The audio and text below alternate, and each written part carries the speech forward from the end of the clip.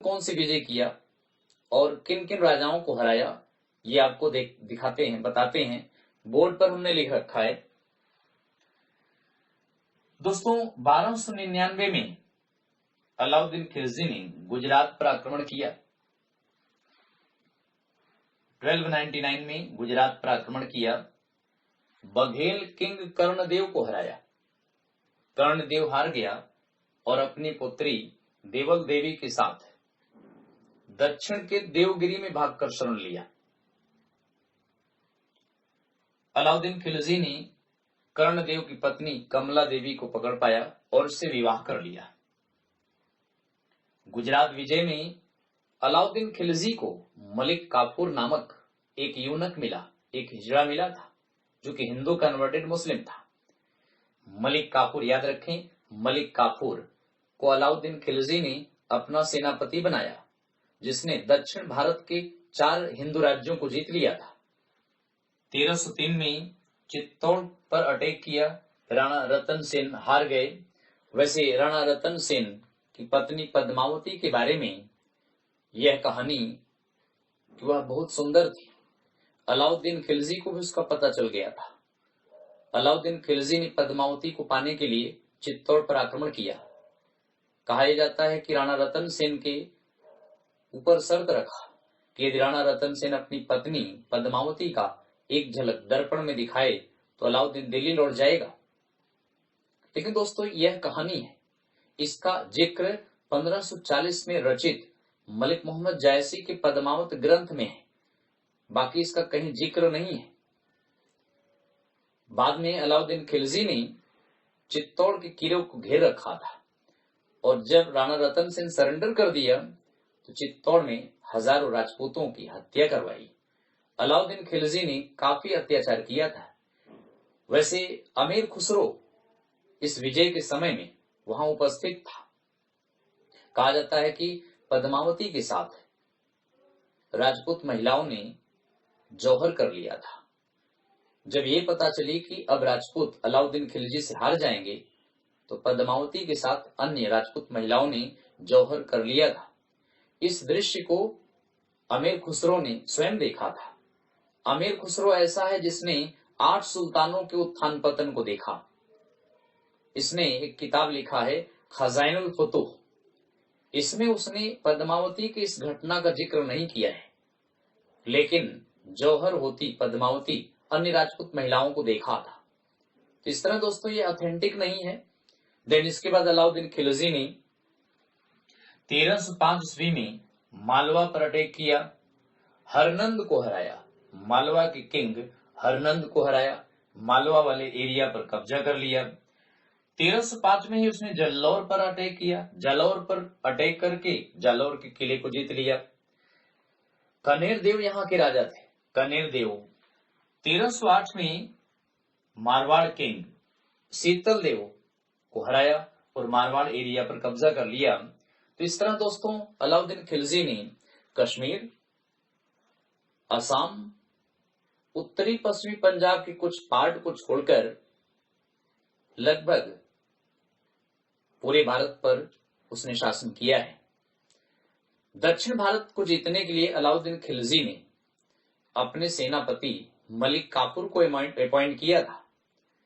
1307 से लेकर 1313 के बीच में अलाउद्दीन खिलजी ने दक्षिण भारत को जीता, लेकिन साउथ इंडिया के जिन राज्यों को जीता उन्हें दिल्ली सल्तनत में शामिल नहीं किया, बल्कि इन राज्यों से टैक्स लिया, सालाना लगान लिया और इन्हीं के पास रहने दिया।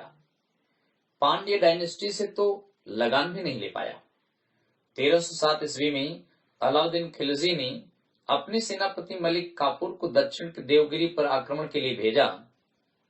रामचंद्र देव मलिक काफूर से हार गया और मलिक काफूर ने रामचंद्र देव को दिल्ली भेजा। अलाउद्दीन खिलजी ने उसे राय रायन की टाइटल दिया और 100 टंका इनाम में दिया।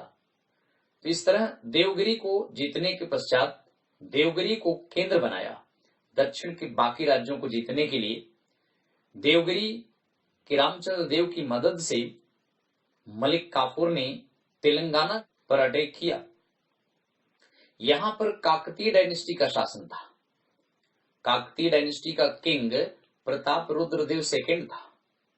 मलिक काफूर ने प्रताप रुद्रदेव सेकंड को हराया, लेकिन इसको दिल्ली सल्तनत में शामिल नहीं किया, उसी के पास रहने दिया और उससे सालाना टैक्स लिया। दक्षिण में मलिक काफूर ने द्वार समुद्र पर अटैक किया। द्वार समुद्र में होयसल वंश था। होयसल डायनेस्टी का किंग वीर बल्लाल थर्ड था, उसे हराया, लेकिन उसको दिल्ली सल्तनत में शामिल नहीं किया। सुदूर दक्षिण में पांड्य डायनेस्टी थी। यह डायनेस्टी मदुरई में थी, या मदुरा थी। यहां पर सुंदर पांड्य, वीर पांड्य दोनों भाई थे। सुंदर पांड्य वीर पांड्य से हारकर अलाउद्दीन खिलजी के पास चला आया था और अलाउद्दीन खिलजी के सेनापति ने वीर पांड्य को हराया और वहां पर सुंदर पांड्य को अपॉइंट किया। लेकिन बाद में जब मलिक काफूर देवगिरी लौट आया तो फिर से वीर पांड्य ने मदुरा पर अटैक करके कैप्चर कर लिया और उससे टैक्स भी नहीं ले पाया। इस तरह दोस्तों दक्षिण के 4 हिंदू किंगडम्स को अलाउद्दीन खिलजी के सेनापति मलिक काफूर ने जीता, लेकिन इनको दिल्ली सल्तनत में शामिल नहीं किया। अमीर खुसरो अलाउद्दीन खिलजी के समय में थे। यह मल्टी टैलेंटेड थे। इन्होंने दिल्ली सल्तनत के 8 सुल्तानों के उत्थान पतन को देखा। मैक्सिमम समय अलाउद्दीन खिलजी के समय में बिताया। इन्होंने तुगलकनामा भी लिखा है और यह मल्टी टैलेंटेड थे। उत्तर प्रदेश के कासगंज के थे, एटा में कासगंज के थे। अमीर खुसरो को तोता ए हिंद कहा गया है, यानी पैरट ऑफ इंडिया, क्योंकि इन्होंने सितार की खोज किया, तबला इन्होंने खोजा, पहेलियां इन्होंने खोजा, खड़ी बोली हिंदी इन्होंने दिया, राग खयाम, कव्वाली, गजल इत्यादि चीजों का खोज इन्होंने किया। खड़ी बोली हिंदी इन्होंने दिया, उर्दू लैंग्वेज इन्होंने खोजा। इसीलिए अमीर खुसरो को तोता ए हिंद कहा गया है। याद रखें, तोता ए हिंद कहा गया है। तो दोस्तों अलाउद्दीन खिलजी का अंतिम समय बड़ा दुखदायी था। 1316 में वह बहुत तेज बीमार पड़ गया था। उसके बेटों ने उसका केयर नहीं किया, बल्कि मलिक काफूर ने केयर किया। 1316 में बीमारी हालत में अलाउद्दीन खिलजी का देहांत हो गया। मलिक काफूर ने उसके बेटों को हटा करके कुछ दिन दिल्ली पर खुद ही शासन किया था, लेकिन बाद में उसके उत्तराधिकारी कुतुबुद्दीन मुबारक शाह 1316 में मलिक काफूर को मरवा करके स्वयं सत्ता में आया और 1316 से 1320 ईस्वी तक कुतुबुद्दीन मुबारक शाह खिलजी ने शासन किया। वैसे दोस्तों कुतुबुद्दीन मुबारक शाह खिलजी ऐसा सुल्तान था जिसने खुद खलीफा की उपाधि ले लिया। इसने खलीफा को मान्यता ही नहीं दी।